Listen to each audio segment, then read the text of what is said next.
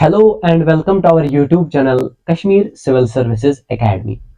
आज हम Indian geography का लेक्चर नंबर 7 पढ़ेंगे जो कि है क्लाइमेट ऑफ इंडिया। इससे पहले हमने लेक्चर्स लिए हैं physical and physiographic division of India पे। हमने ड्रेनेज सिस्टम ऑफ इंडिया पढ़ा, साथ ही साथ में हमने लेक्स ऑफ इंडिया पढ़ा है जो कि हमारे यूट्यूब चैनल पे अवेलेबल है। अगर आपने वो नहीं देखे हैं तो सबसे पहले मैं आपको रिकमेंड करूंगा कि आप वो जाकर देख लें। तो चलिए शुरू करते हैं।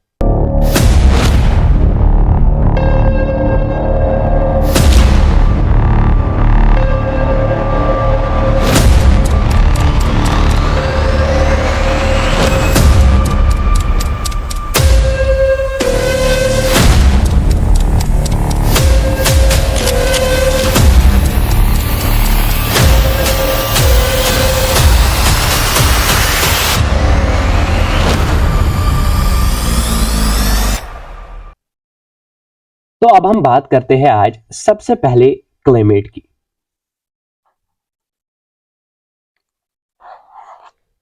देखिए, दो चीजें होती है, एक होती है क्लाइमेट और दूसरा वेदर। अगर हम क्लाइमेट की बात करें, it's a long term phenomena.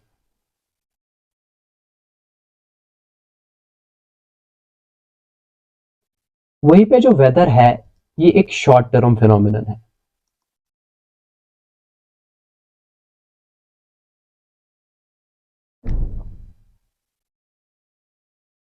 Climate में हम बहुत सारी चीजों को देखते हैं, जिसमें से अगर हम बात करें जो फर्स्ट चीज है वो है एटमॉस्फेरिक प्रेशर। जो दूसरी चीज है वो है रेनफॉल, ये हम जिसको प्रेसिपिटेशन भी बोलते हैं।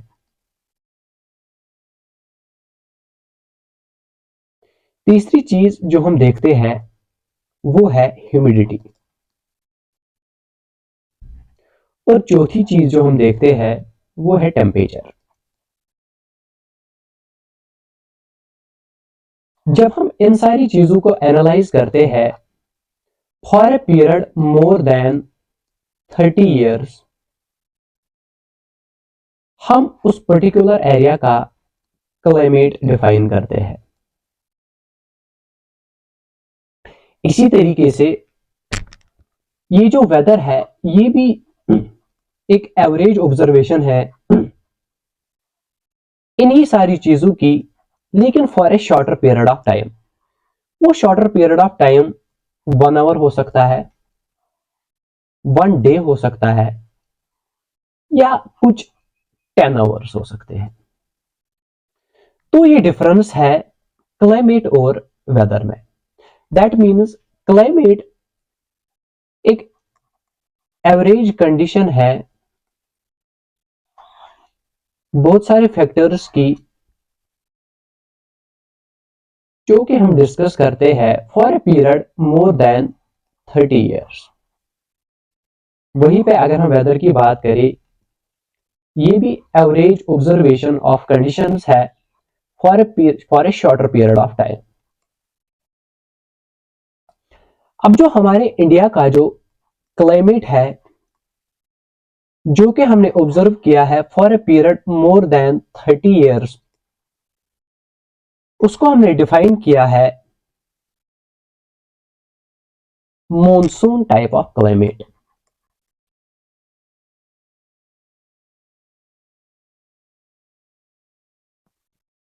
अब क्या होता है ये मॉनसून टाइप ऑफ क्लाइमेट?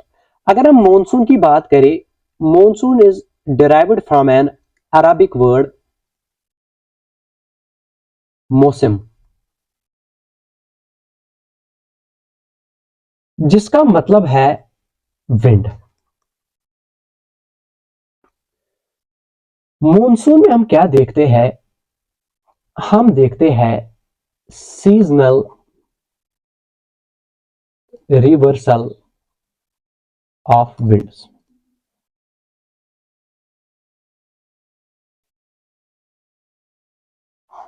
अगर हम समर सीजन की बात करें तो समर सीजन में जो विंड्स की डायरेक्शन होती है वो साउथ वेस्ट डायरेक्शन होती है। इसी तरीके से विंटर में ये इसी डायरेक्शन विंड्स की डायरेक्शन रिवर्स हो जाती है और वो हो जाती है नॉर्थ ईस्ट। तो यही केस है, जो ये seasonal reversal of India winds होता है from south west to north east, from season to season, इसी को हम मॉनसून बोलते हैं। तो इंडिया का जो क्लाइमेट है वो मॉनसून टाइप ऑफ क्लाइमेट है। दूसरी चीज जो हमको जाननी है वो है difference between air and wind. अगर हम बात करें, फर्स्ट ऑफ ऑल हम डिस्कस करेंगे, अगर हम इंडिया का मैप ये बनाएंगे तो हमने बोला विंड्स की डायरेक्शन जो समर में होती है वो फ्रॉम साउथ वेस्ट, वो साउथ वेस्ट डायरेक्शन होती है। दैट मीन्स के साउथ वेस्ट डायरेक्शन ये वाली होती है। ये चूंकि इंडिया का लैंड मास है तो उस वक्त जो डायरेक्शन होती है वो फ्रॉम सी टू लैंड होती है, क्योंकि यहां पे हमने ऑलरेडी डिस्कस किया है यहां पे ओशन है। और जब विंटर सीजन में अगर हम बात करें उस वक्त जो विंड की डायरेक्शन होती है वो नॉर्थ ईस्ट होती है।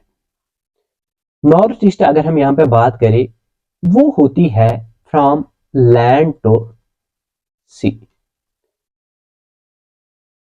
दैट मीन्स कि समर सीजन में सी टू लैंड हमारी हवाएं जाती है और विंटर सीजन में लैंड टू सी जाते हैं।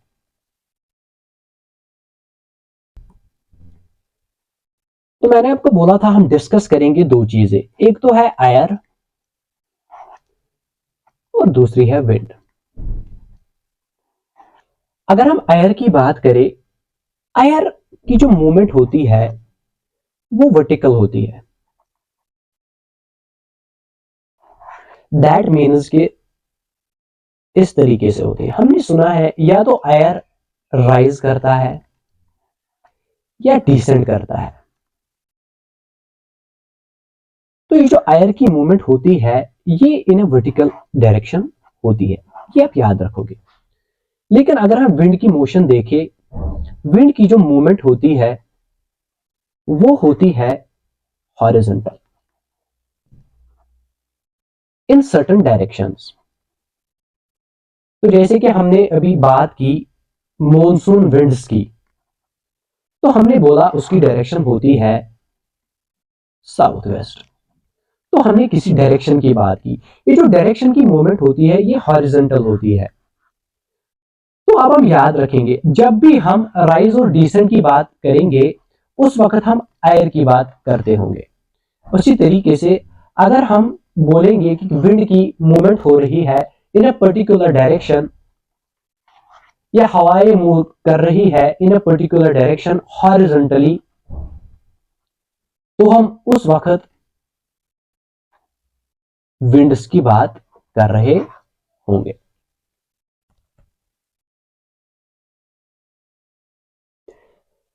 इसके बाद हम डिस्कस करेंगे टेम्परेचर की वजह से क्या फर्क पड़ता है विंड्स की मोशन पर।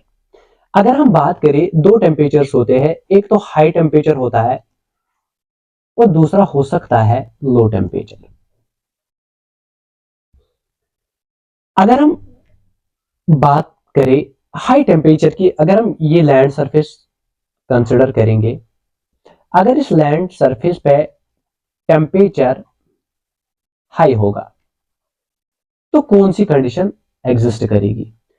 जब टेम्परेचर हाई हो जाता है एयर हीट अप हो जाता है। एयर के हीट अप होने से क्या होता है, एयर राइज कर जाता है। जो ही एयर राइज किया, ये जो यहां पर कंडीशन एग्जिस्ट करती है, यहां पे प्रेशर एयर का होता है वो लो हो जाता है।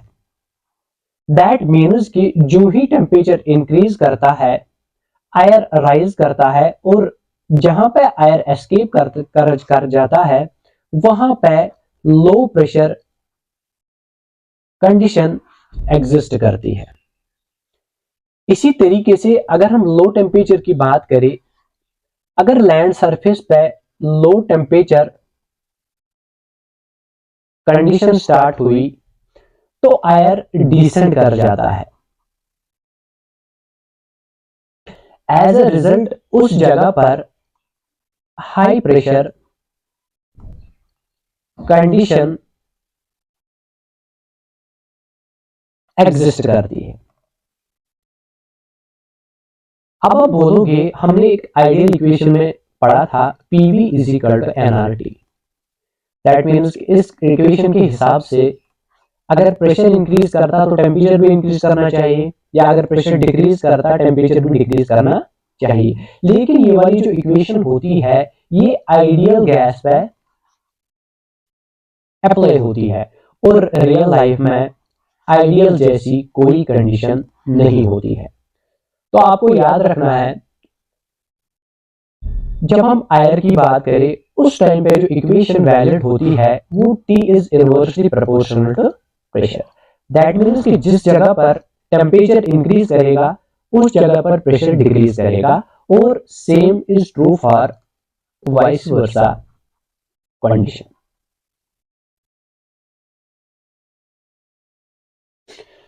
तो हमने देखा कि डिफरेंट प्रेशर कंडीशंस एग्जिस्ट करती है। अब जो ये डिफरेंट प्रेशर कंडीशंस एग्जिस्ट करती है इसकी वजह से विंड्स की मोशन होती है।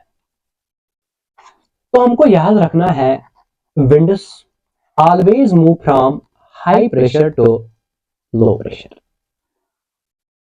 ये सारे कॉन्सेप्ट्स हमको जरूरत लगेंगे इंडिया का क्लाइमेट सिस्टम पढ़ने के लिए। एक तो जहां पे टेम्परेचर इंक्रीज हो जाता है वहां पे लो प्रेशर कंडीशन क्रिएट होती है। दूसरा जहां पे टेम्परेचर डिक्रीज होता है वहां पे हाई प्रेशर कंडीशन एग्जिस्ट करती है।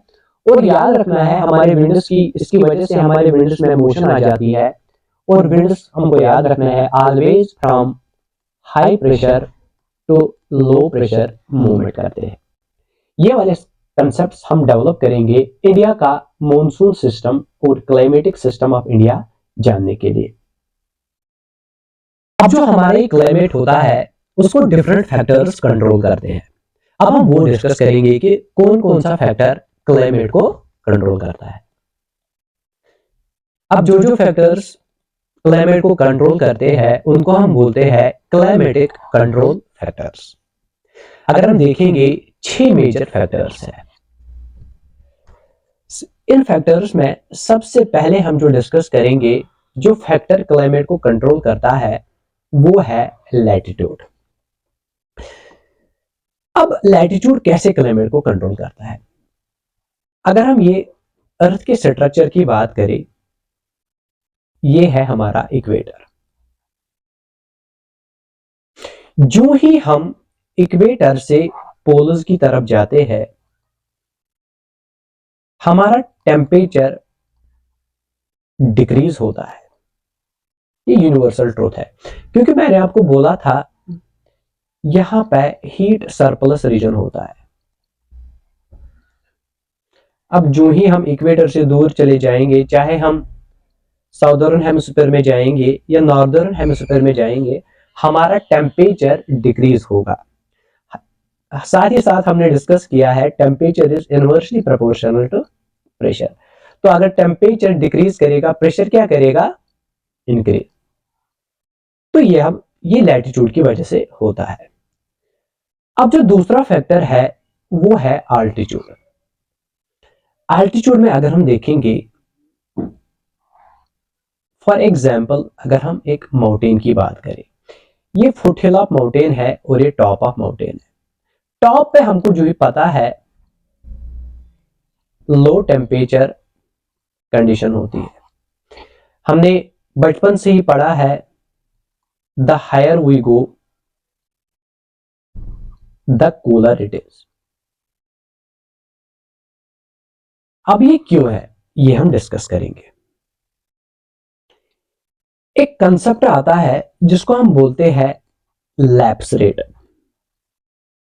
या इसी को हम नॉर्मल लैप्स रेट बोलते हैं। अब ये लैप्स रेट क्या होता है?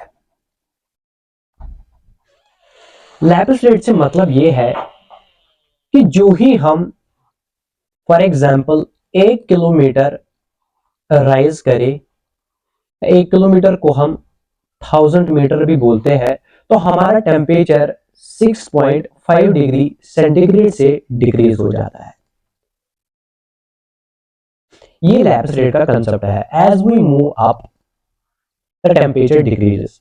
अब वो कितना डिक्रीज होता है वो कैलकुलेट किया गया है कि 1 किलोमीटर अप जाने से 6.5 डिग्री सेंटीग्रेड डिक्रीज हो जाता है।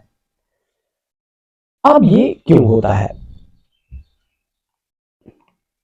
क्योंकि हमें पता है सन की जो इंसोलेशन है,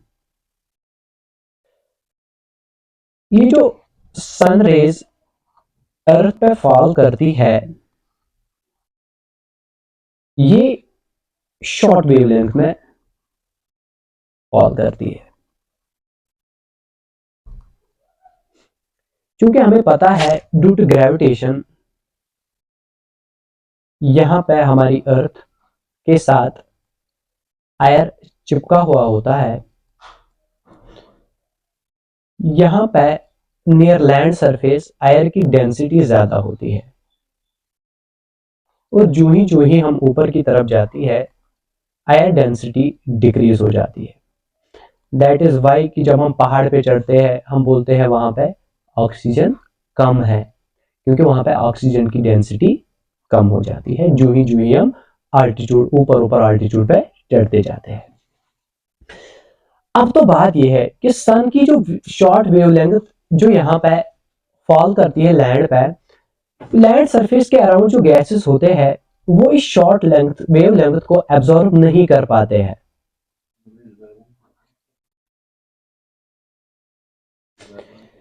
तो फिर क्या होता है, ये लैंड सरफेस इन वेवलेंथ को रिफ्लेक्ट करते हैं और कन्वर्ट करते हैं इनको लॉन्ग वेवलेंथ में।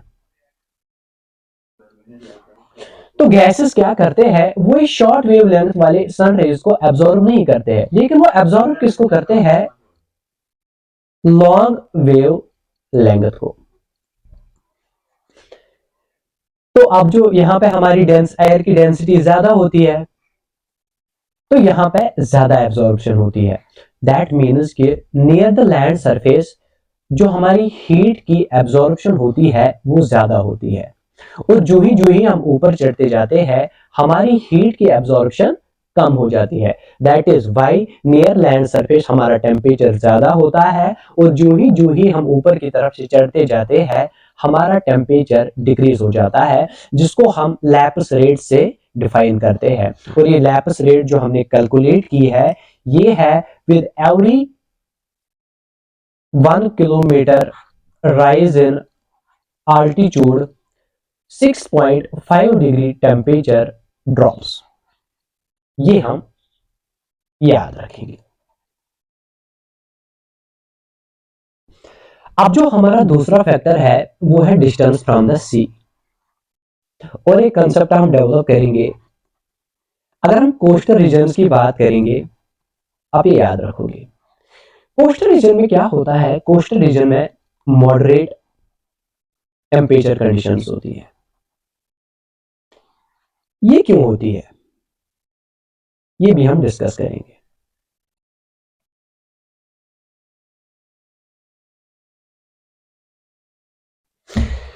तो जो ये कोस्टल रीजन्स होते हैं इनमें क्या होता है, ये जो हमारी ट्रेड विंड्स होती है ये मॉइस्चर लेडन होती है। मॉइस्चर लेडन होती है तो इनमें इवापोरेशन कंटिन्यूसली होती रहती है, जिसकी वजह से कूलिंग इफेक्ट ये क्रिएट करते हैं। तो आप देखोगे हमारे जो कोस्टल रीजन में जो हमारे एरियाज है, फॉर एग्जांपल केरला, हम बात करेंगे तमिलनाडु की, अगर हम बात करेंगे महाराष्ट्र की, आंध्र प्रदेश की, तो वहां पे हम देखते हैं विंटर्स में ज्यादा सर्दी भी नहीं होती है और समर्स में ज्यादा गर्मी भी नहीं होती है। इसी तरीके से अगर हम हमारे नॉर्थ इंडिया की बात करें, दिल्ली दिल्ली रीजन, पंजाब रीजन, क्योंकि समंदर से बहुत दूर है, यहाँ पे क्लाइमेट की एक्सट्रीम कंडीशंस पाई जाती है। समर में तो ज्यादा ही समर हो जाता है, उनके टेम्परेचर 45 डिग्री से 50 तक भी चला जाता है, और विंटर्स में सर्दी भी बहुत तेज की होती है। दैट मीन्स का हमारा टेम्परेचर 2 डिग्री चला जाता है, 4 डिग्री रहता है। दैट मीन्स के विंटर्स में एक्सट्रीम विंटर हो जाता है और समर्स में एक्सट्रीम समर चला जाता है। नेक्स्ट फैक्टर जो कि क्लाइमेट पे असर डालता है वो है ओशन करंट्स।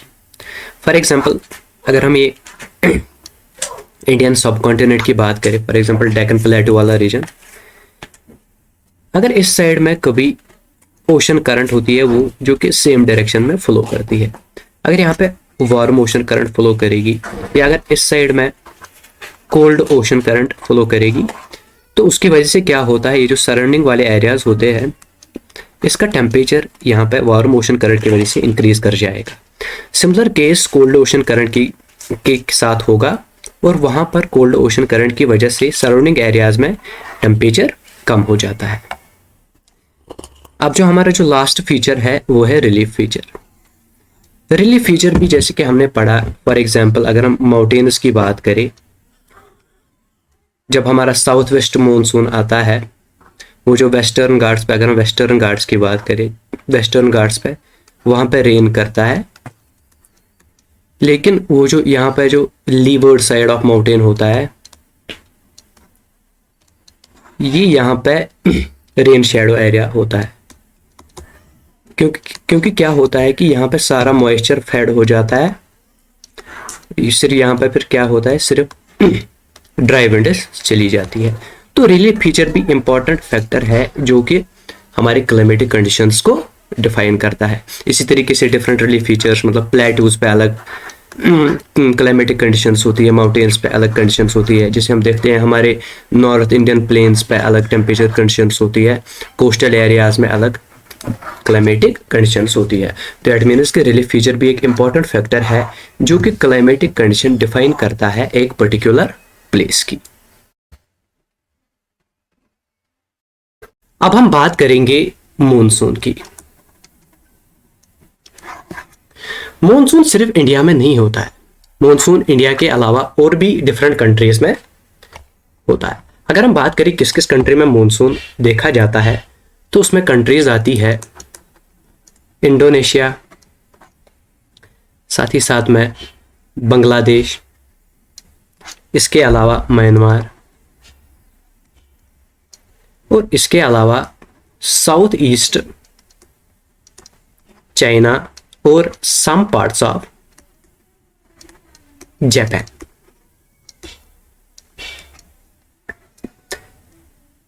नाउ अब हम एक कंसेप्ट डिस्कस करेंगे जिसको हम बोलते हैं ITCZ, जिसकी फुल फॉर्म है इंटर ट्रॉपिकल कन्वर्जन जोन। इसको डिस्कस करने से पहले हम ये एक कंसेप्ट जान लेते हैं, वो ये है कि अगर हम अर्थ की बात करें, ये होता है इक्वेटर।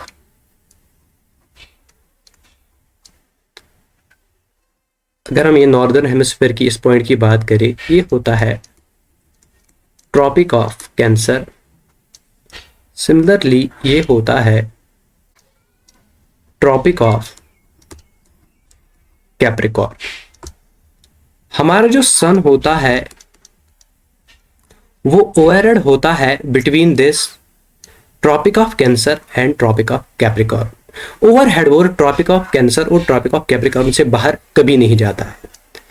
अर्थ की रोटेशन ही ऐसी होती है कि ओनली ये वाला जो एरिया होता है ये सन के डायरेक्टली ओवरहेड होता है। इस वाले एरिया को हम इसीलिए ट्रॉपिकल एरिया बोलते हैं। तो एक कंसेप्ट हम जान लेते हैं, ये जो हमारा सन होता है ये एक मंथ में 8 डिग्री लैटिट्यूड कवर करता है। तो अगर हम देखें, ये जो हमारी अर्थ है, हमारा सन डायरेक्टली ओवरहेड होता है, दैट मीन्स के सन की रेज डायरेक्टली पड़ती है ट्रॉपिक ऑफ कैंसर पर from first week of June, और डायरेक्टली जो पड़ती है ट्रॉपिक ऑफ कैप्रिकॉर्न पर, वो पड़ती है दिसंबर में। बीच में क्या होता है, मार्च में सन की रेज डायरेक्टली ओवरहेड होती है इक्वेटर पर, और जो ही सन वन रोटेशन कंप्लीट करता है तो सितंबर में भी साउदर्न हेमिस्फीयर की तरफ इक्वेटर पर डायरेक्टली सन ओवरहेड होता है। दैट मीन्स के मार्च और सितंबर में सन डायरेक्टली ओवरहेड होता है इक्वेटर पे, जून में होता है ट्रॉपिक ऑफ कैंसर पे, और दिसंबर में होता है ट्रॉपिक ऑफ कैप्रिकॉर्न पे। ये आप याद रखोगे।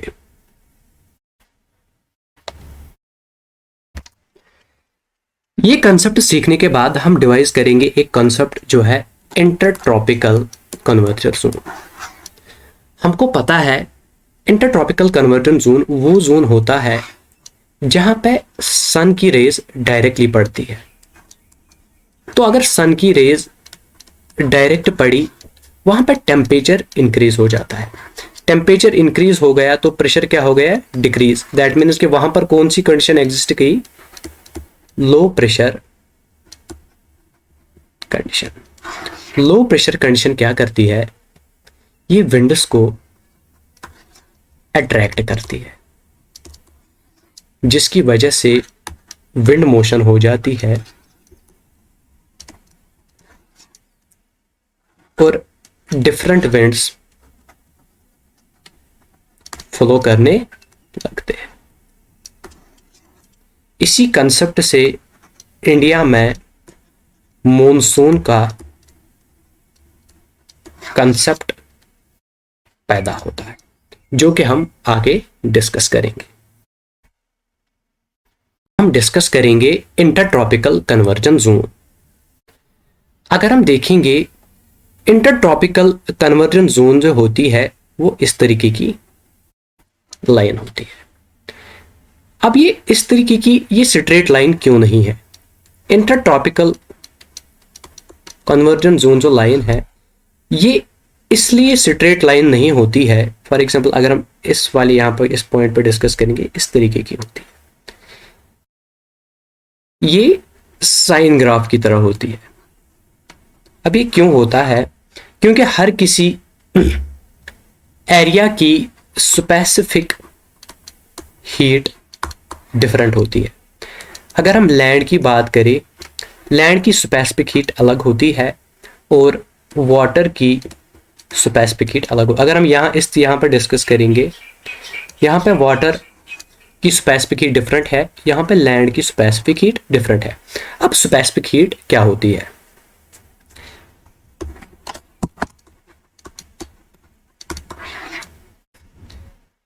किसी भी चीज को गर्म करने के लिए कितनी हीट की जरूरत होती है, उसको हम बोलते हैं स्पेसिफिक हीट।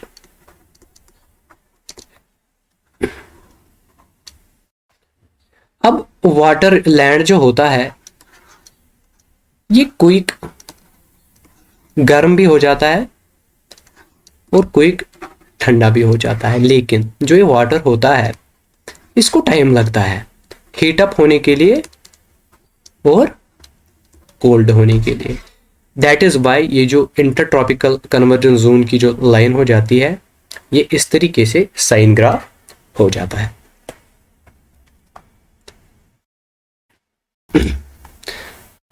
तो अगर हम इंटर ट्रॉपिकल कन्वर्जेंस जोन की बात करें इंडिया में, इंडिया में जो अगर हम फर्स्ट वीक ऑफ जून की बात करें,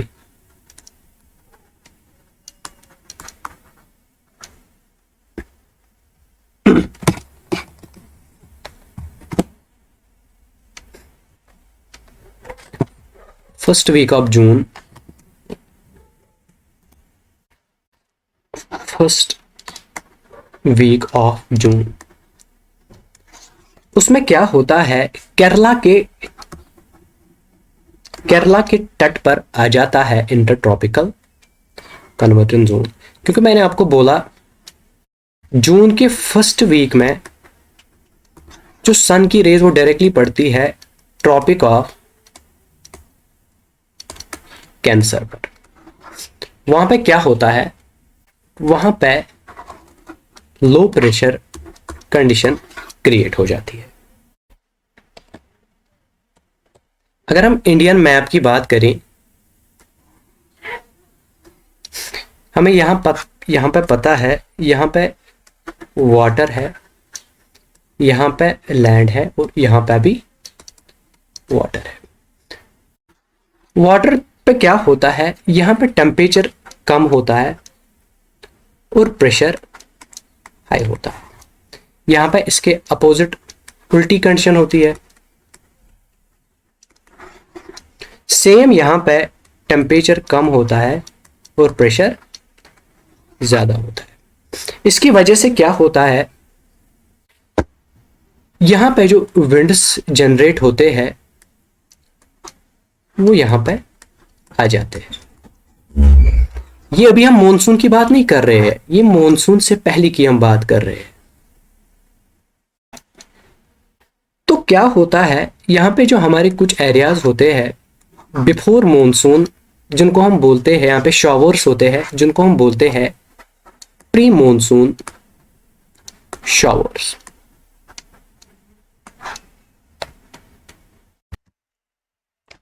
ये कब स्टार्ट होता है, ये अप्रैल में स्टार्ट होता है।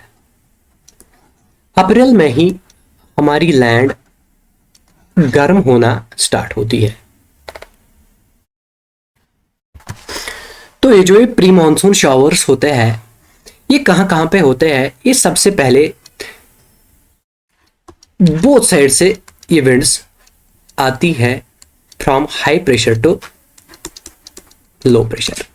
तो क्या होता है, कर्नाटका में यहां पे शावर होती है जिसको हम बोलते हैं मैंगो शावर। इसको मैंगो शावर क्यों बोलते हैं, क्योंकि ये मैंगो की खेती के लिए बहुत इंपॉर्टेंट शावर होती है। इसी तरीके से केरला में जो शावर होती है उसको हम बोलते हैं चेरी, उसको हम बोलते हैं चेरी ब्लॉसम शावर। यहां पर केरला में जो शावर होती है उसको हम बोलते हैं चेरी ब्लॉसम शावर, क्योंकि वो केरला में चेरी के फसल के लिए इंपॉर्टेंट होती है। साथ ही साथ में क्या होता है, अगर हम यहां पे वेस्ट बंगाल, उड़ीसा की बात करें, वहां पे एक शावर होती है जिसको हम बोलते हैं काल बैसाखी। काल बैसाखी ये इक्विप्ड विद स्टॉर्म्स होती है, बहुत तेज बारिशें वहां पे होती है। क्योंकि काम होता है, ये जो हमारे low pressure high pressure winds होती है, ये यहाँ पे बांग्लादेश में चूंकि कोई रिलीफ फीचर नहीं है, वहां पे नहीं जाती है, वहां पे रुकती ही नहीं है, वो डायरेक्टली जाती है उड़ीसा और वेस्ट बंगाल में। तो आगे आगे ये चली जाती है कहां पे, आसाम में। आसाम में क्या होता है, आसाम में आपने सुना होगा बरदोली चीरा में, वहां पे प्री मॉनसून शावर से रेन्स होते हैं। तो ये थे कुछ जो प्री मॉनसून शॉवर्स जो कि इंडिया में होते हैं। तो this is it for this lecture. Next lecture में हम डिस्कस करेंगे मॉनसून इन इंडिया। उसमें हम एलॉबरेटिव तरीके से डिस्कस करेंगे मॉनसून इंडिया में कहां से एंटर होता है, कहां कहां जाता है और कहां कहां पे मॉनसून की वजह से बारिशें हो जाती है। लेटली हम डिस्कस करेंगे वेस्टर्न डिस्टर्बेंसेस के बारे में और लास्ट में हम डिस्कस करेंगे रिट्रीटिंग ऑफ मॉनसून। और इसके बाद हम डिस्कस करेंगे इंडिया के सीजन्स और साथ ही साथ में हम डिस्कस करेंगे इंडिया में डिस्ट्रीब्यूशन ऑफ रेनफॉल। तो you people be stay tuned with the lecture. Will meet in the next lecture. Till then, have a nice time.